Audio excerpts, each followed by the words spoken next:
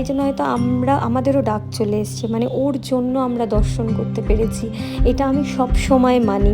হ্যাঁ, তো মানে অবশ্যই যে কোনো সন্তান তার বাবা মার কাছে একটা আশীর্বাদ স্বরূপ, তো আমারও সন্তান আমার কাছে একটা আশীর্বাদ স্বরূপ, কিন্তু আমার আশীর্বাদটা যে আমি এইভাবে প্রাপ্ত করব মানে অভাবনীয়। ভগবান যে আমাকে দর্শন দিচ্ছেন, এর থেকে বড় আশীর্বাদ আর সত্যি কী বা হতে পারে।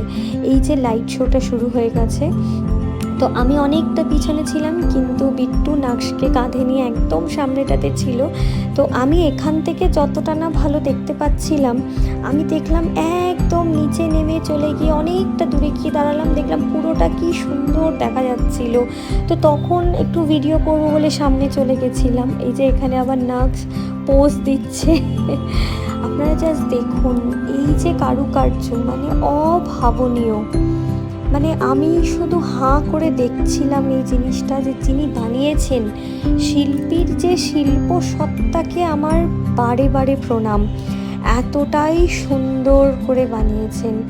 এই যে নানান রূপে দেবতাদের যে এক প্রতিচ্ছবি তুলে ধরেছেন, মানে সত্যি অভাবনীয়। আমরা তারপরে চলে এলাম নবগ্রহ মন্দিরে।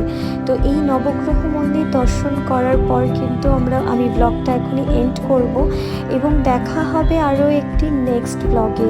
এবং যারাই মহাকাল করিডোরে যাবেন, আসার সময় অবশ্যই নবগ্রহ মন্দির দর্শন করতে ভুলবেন না।